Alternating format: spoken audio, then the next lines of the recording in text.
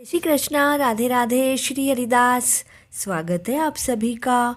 पौष माह के कृष्ण पक्ष की एकादशी को सफला एकादशी कहा जाता है। जैसे कि इस एकादशी के नाम से ही हमें यह पता चलता है कि इसको करने से जीवन में रुके हुए कार्य पूर्ण होकर हमें सफलता की प्राप्ति होती है। सफला एकादशी का व्रत 7 जनवरी रविवार को रखा जाएगा। एकादशी तिथि का आरंभ 6 जनवरी रात्रि 12:47 पर होगा। 7 जनवरी को रात्रि 12:48 पर एकादशी पूर्ण हो जाएगी।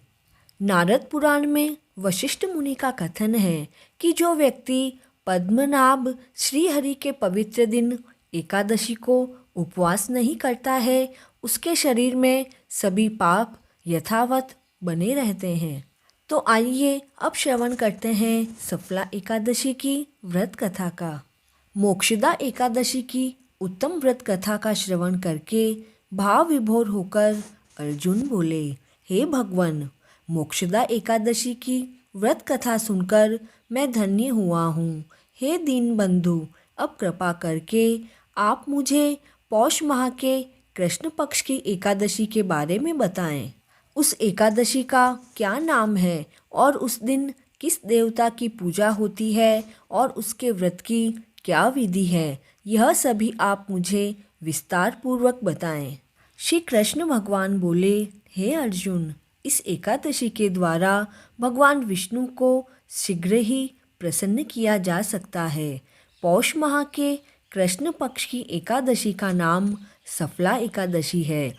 इस एकादशी के आराध्य देव नारायण हैं। इस एकादशी के दिन श्रीमन नारायण जी का विधि विधान से पूजन करना चाहिए।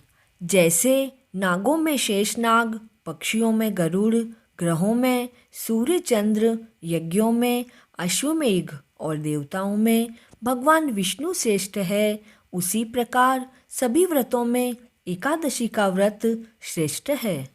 एकादशी का व्रत करने वाले भगवान विष्णु को अति प्रिय होते हैं। इस एकादशी में नींबू, नारियल, नैवेद्य आदि अर्पण करके भगवान श्री नारायण की पूजा करनी चाहिए।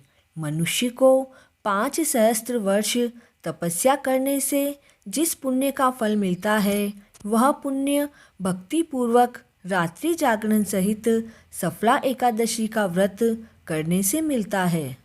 हे अर्जुन, अब मैं तुम्हें सफला एकादशी की प्राचीन कथा सुनाता हूँ।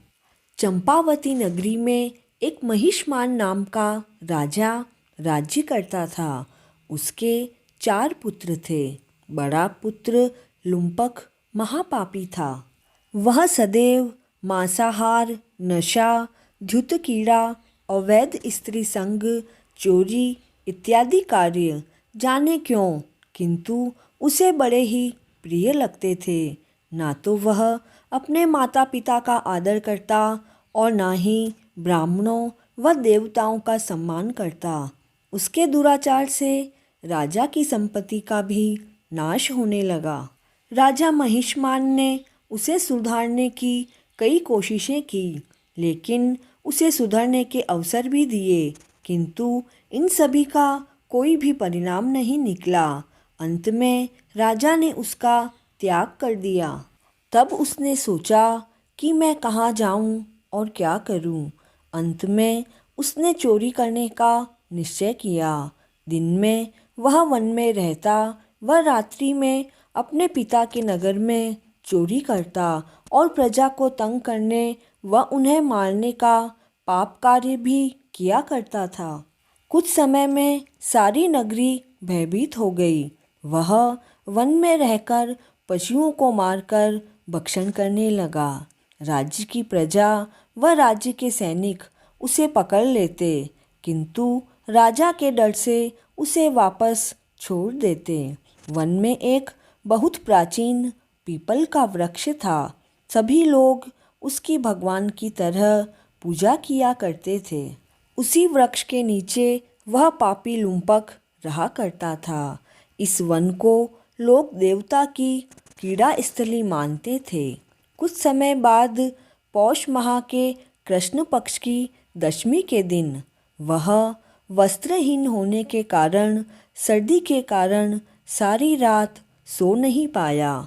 उसके हाथ पैर अकड़ गए और सूर्योदय होते होते वह मूर्छित हो गया। दूसरे दिन एकादशी के मध्याह्न के समय सूर्य की गर्मी पाकर उसकी मूर्छा दूर हुई। लुम्पक गिरता पड़ता भोजन की तलाश में निकला। पशुओं को मारने में वह समर्थ नहीं था, अतः पेड़ों के नीचे गिरे हुए फल को उठाकर वापस उसी पीपल के वृक्ष के नीचे आ गया। उस समय तक भगवान सूर्य अस्त हो चुके थे। वृक्ष के नीचे फल रखकर वह कहने लगा, हे भगवान, यह सब फल आपके ही अर्पण हैं। इन फलों से आप ही तृप्त हो जाइए। उस रात्रि को दुख के कारण रात में उसे नींद नहीं आई। उसके इस उपवास और जागरण से भगवान अत्यंत प्रसन्न हो गए और उसके सारे पाप नष्ट हो गए।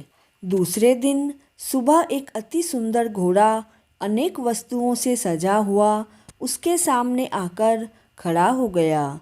उसी समय आकाशवाणी हुई, हे राजपुत्र, श्री नारायण की कृपा से तेरे सारे पाप नष्ट हो गए।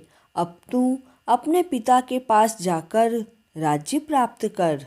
अब लुम्पक शास्त्र अनुसार राज्य करने लगा। उसके स्त्री पुत्र आदि सारा परिवार भगवान नारायण का परम भक्त हो गया। वृद्ध होने पर अपने पुत्र को राज्यभार सौंपकर वह वन में तपस्या करने चला गया और अंत समय में वैकुंठ को प्राप्त हुआ। देखिए, इस कथा से हमें ईश्वर के अति कृपालु होने का साक्षात प्रमाण मिलता है। यदि कोई प्राणी अनजाने में भी ईश्वर का स्मरण करे तो उसे पूरा फल मिलता है। यदि प्राणी सच्चे हृदय से अपने अपराधों की क्षमा मांगे तो ईश्वर उसके बड़े से बड़े अपराधों को भी क्षमा कर देते हैं। लुम्पक जैसा महापापी भी भगवान नारायण की कृपा से वैकुंठ का अधिकारी बना।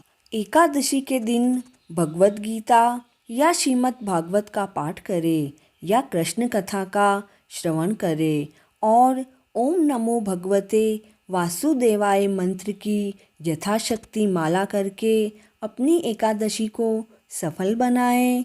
जय श्री कृष्णा।